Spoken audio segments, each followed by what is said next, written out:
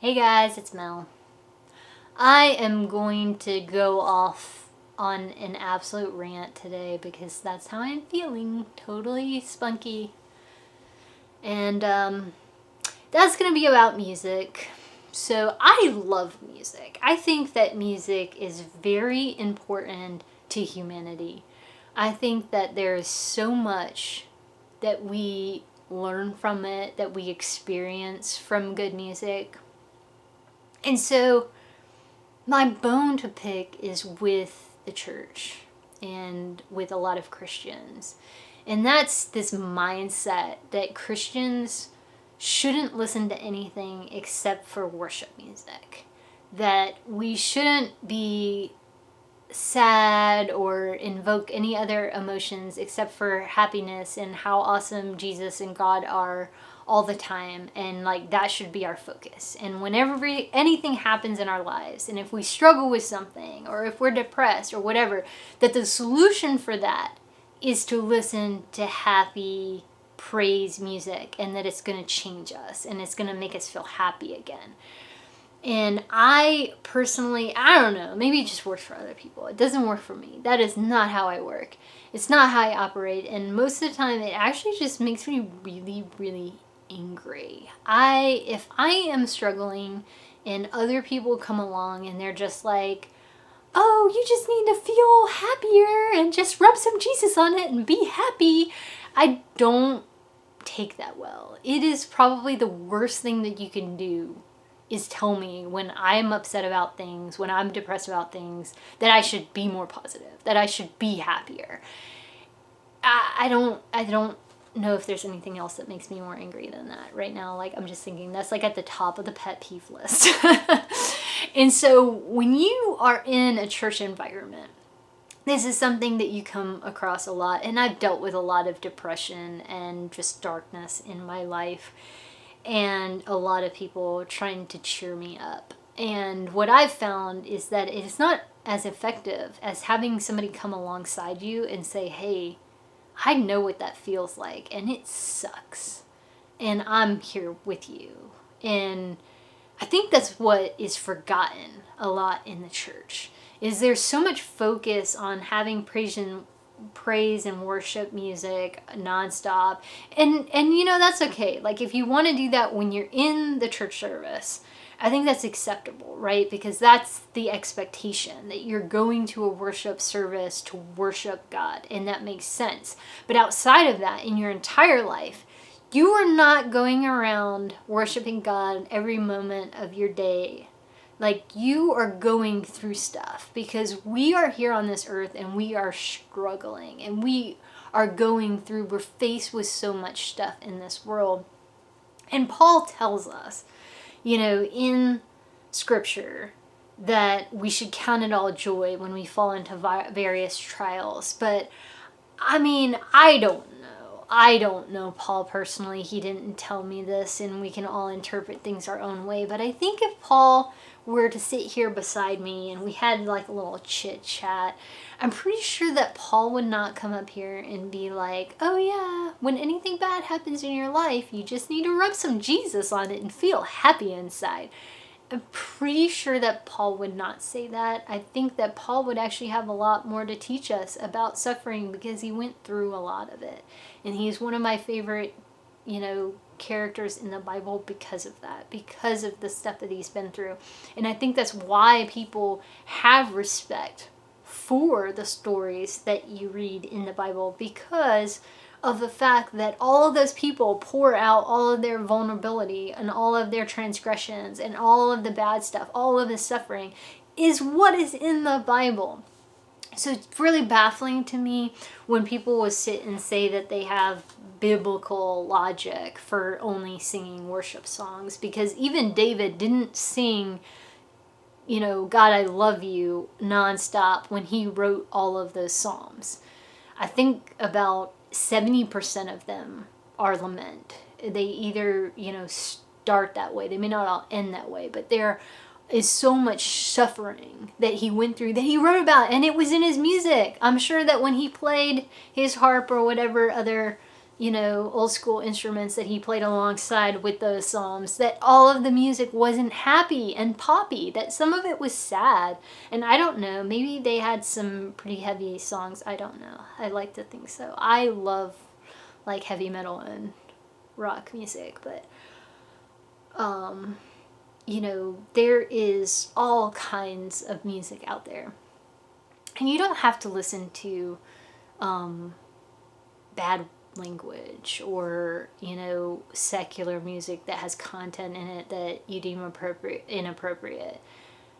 But there are hundreds of Christian artists that exist that play rap and hip hop and metal and hard rock and pop, like anything that you could think of, R&B. Like, there's all kinds of artists out there, and all of these artists are human beings, and they all suffer, and they all write this music from that place of suffering. And it's okay to sit there when you're hurting and to just hurt. You don't have to immediately like rub happiness all over it and slap a smile on your face and go on. Like, it is okay. It is okay to be depressed about everything that is going on and come to terms with that. And you don't have to, immediately put on a happy face. It's not the way that life works. And even if you do it for a period of time, like, you're not going to be able to do it for forever. Like, it's eventually going to catch up with you. So I am a big advocate of Christian music. I like being fueled positively by music. I like being able to feel something and relate to it and being a part of it. And there's a lot of trash that is in some of the music. But there's also a lot of great things that are done out there that is outside of this praise and worship mentality in the church. And I think that needs to be appreciated. I think people need to know that that option is there and that it's okay and it's not ungodly or unchristian to listen to heavy music or to listen to the quote unquote sad music. That it's okay to be there, that David did that we see so much in the Bible where people are struggling and going through things. And that's how you connect to God. If you're going to stand up in front of the church and say that Christianity is not about a religion, it's about relationship. Well, your relationship with God should not be so one-dimensional that you're afraid to approach Him unless you're in a happy mood. That is not any kind of relationship to have at all. It's not one that you'd want with a spouse or a best friend, that you have stipulations on your relationship, that you can only interact with them if you're in a certain mood or you're listening to the certain music. You know what I mean?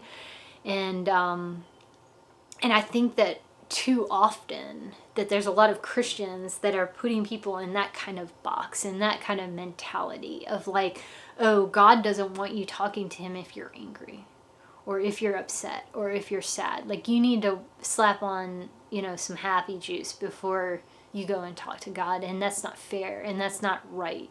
And look at all the examples that are in the Bible of people who are like, God, what have you done to me? Like, even Job did that.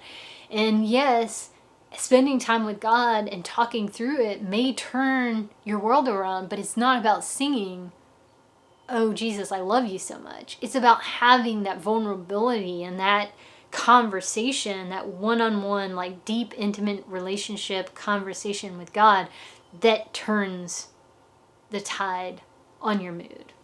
It's not the happy song. It's not singing more praise songs that's going to change somebody's attitude. It's about having that one-on-one conversation with God where you open up your heart and you're completely vulnerable and you admit the fact that you're angry and you admit the fact that you're suffering and that you're sad and that you're going through all of this. And that's one of the things that I think is really missing in Christianity today in a lot of the churches. And in particular in Christian music, man, if you go out there and listen, I live in Alabama, so there are a lot of Christian stations, but most of them play praise music nonstop. And there's one radio station that stands out about all the rest, and that's Revocation Radio, which thankfully, all of you guys out there, you don't have to listen to Alabama to listen to them on the frequencies here in town. They stream online all the time at www.myrevradio.com.